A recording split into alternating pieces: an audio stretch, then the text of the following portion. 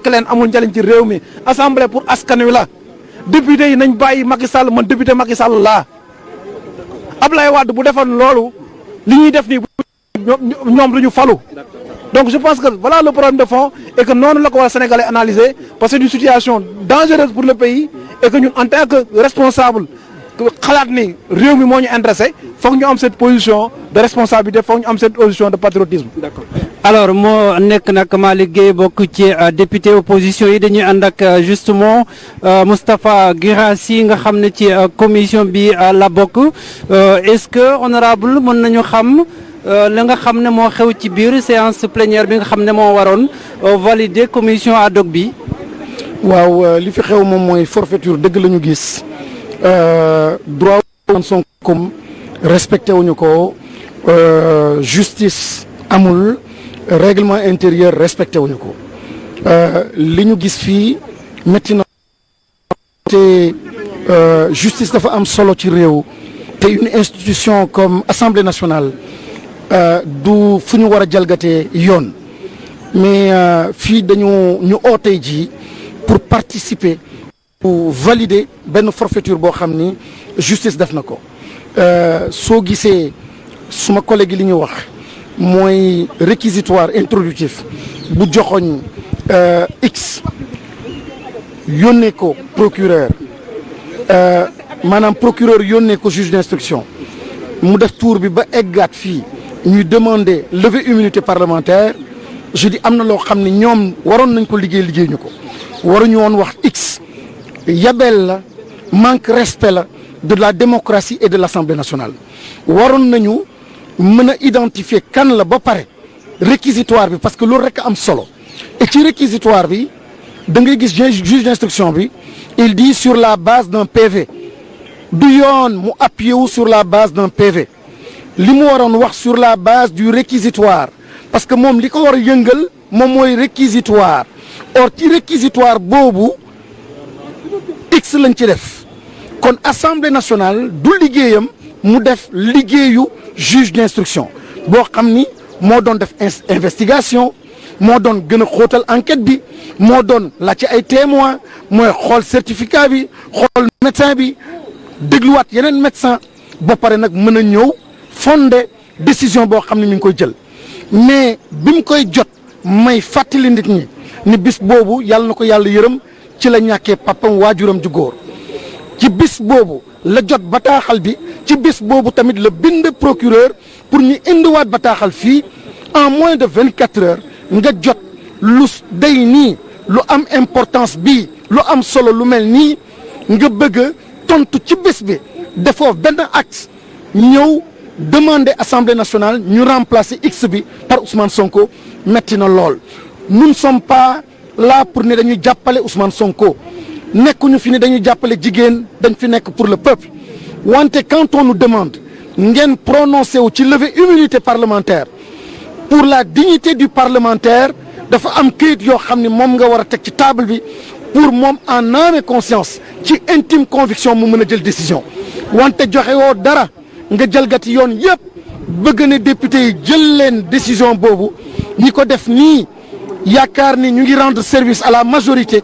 wala rendre service au peuple ils sont en train de rendre un mauvais service à l'histoire de ce peuple à l'histoire de la démocratie. Ousmane Sonko est un père de famille. Ousmane Sonko est un Sénégalais. Ousmane Sonko a des sensibilités. Il a sa dignité. keneen nu mu amee dignité am keneen ni ñu war a protéger di ko tette di ko encadrer pour ñu mën a protéger droit am noonu la ñu war a tamit protéger les droits donc d'un député tel que Ousmane Sonko. léegi yéen génn ngeen bàyyi majorité bi ci biir est-ce que mën nañu wax lan moo war a xew après parce que finalement doo leen xam lu xew ci biir. waaw xam nañu lii nar a xew mooy dinañu jël seen décision installer commission bi mais man moom bis mi ci tey bokkatuma ci joxe woon naa suma tur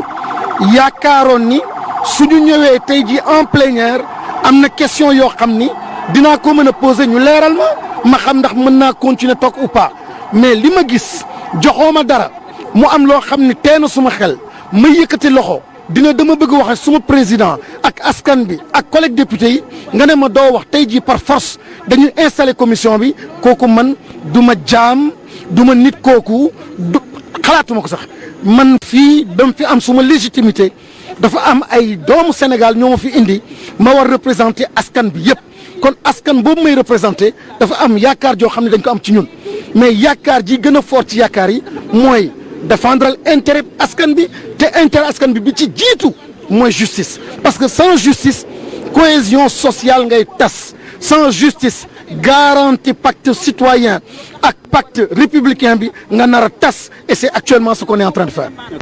en tout cas lii mooy kaddu ki nga xam ne moom mooy Moustapha Guirassy moom mu daal di xamle bis ni ki tey dootul bokk ci li ni mel ndax moom dafa jàpp ne rek la nga xamante ne moom moo xew ci pencum ndaw réew ma jaarul yoon benn yoon jëm ci wàllum validation commission ad hoc bi nga xam ne moom moo war a déglu ki nga xam ne moom mooy l'honorable député Ousmane Sonko mi nga xam ne ay tuuma lañ jël teg ko ci ndoddam ñu ànd ak vite fait rapidement itam Mor Kane député du parti démocratique sénégalais yow ci opposition bi nga bokk rapidement mën nga ñu wax sa xalaat. waaw lii sama xalaat en tant que député de diaspora de l'Europe du Sud ma ñëw rek di métti lu li nga xam ne moo xew ci sama réew dama yaakaar ne député war na xam député war nañ ko protéger ndax buñ ne contre X visé wul kenn procureur bi ci yemi boppam muy muy procureur lu mu bëgg a def da koy jox chambre 1 wala chambre 8 lu mu bëgg a def ci njeexum fa la koy jaarale teg ko ci loxo askan wi léegi nag li mu def nii Ousmane Sonko ñu di ko def ñun dañ koy mettitlu ànd ak Ousmane Sonko di ko soutenir parce que lu war na tax dañ ko soutenirun Ousmane Sonko mais dañuy soutenir li nga xam ne mooy droit de humain boobu nag dañ ko bëgg a xañ te ni ko bëgg a xañ kon dañ na contre ex le procureur dafa waroon def mën ay enquête am bu ko defee gendarmerie mën a seen i enquête suñu paree boole bu fekkente ne Ousmane Sonko def ñu ne moom la bu fekkee defut ñu ne defut mais Ousmane Sonko problème bi mu am problème ab sénégalais la ko séqal sénégalais bi ñoom ñaar ñëpp ay citoyen réew mi lañ doomu réew mi lañ suñ defee loo xam ku xam tooñ na ci morom mi kenn ki porté na plainte accusé na kenn ki nee na du moom kon li ci gënoon a wér mooy ñu def enquête te tey xool ba xam yëf yi nan la waaye comme contre ex la ñoom yabu nañ ci Sonko ñu ne nañu dal ci kawam ñu ñëw fii ci assemblée nationale député yi nag mbetteel la ñu def tey mooy li nga fi leen doon séenu wax dëgg yàlla pour ñu taxaw fi peuple bi ak fi jamono bii nu toll ci Covid 19 bi ak jamono bi adduna bi yëngoo defe naa ne war nañu mën a taxaw ci beneen taxawaay bu dul sumi illimité parlementaire Ousmane Sonko ñun nag en tant que parti démocratique sénégalais ci gannaaw président Abdou Karim Meïssa Wade dañuy taxaw ci seen gannaaw ndax lii c'est pas la première fois ñoom sumi nañ fi mbubu Ousmane Ngom def nañ ko fi mbubu Omar Sarr def nañ ko fi mbubu Abdoulaye Baldé def nañ ko fi ñu bari ci lañ dëkk def ko fi Khalifa Sall yaakaar naa ne lii du mbetteel ñoom képp kuy seen adversaire rek suñ la mënee fàggagal dañ la fàggagal te loolu nag peuple bi ci boppam ñoo war a jóg taxaw ci seen bopp xool seen bopp xoolaat seen bopp jàpp ci nag taxaw itam te xam ne lii du démocratie dictateur nag moom la ñu am dañ ñi ni gouverner ci dictateur lañ ñu yóbbu. moo nekk nag kaddu Mor Kane nekk député du parti démocratique sénégalais waaye it bokk ci député diaspora yi moom mu doon en tout cas andi xalaatam jëm ci wàllum en tout cas validation commission ad hoc bi nga xam ne maa ngi la koy wax sànq Seydina Omar Ba moo war a déglu ki nga xam ne moom mooy Ousmane Sonko dinañu ànd ci kanam tuuti ak honorable député Aïda Mbodj nga xam ne moom moo en tout cas fii taxawal ki nga xam ne moom mooy Ousmane Sonko ndax xam nga commission ad hoc bi 11 membres la maanaam fukk ak benn député ñoom ñoo ci war a bokk ci ñooñu nag ñaari ci opposition bi ak kenn ci non aligné yi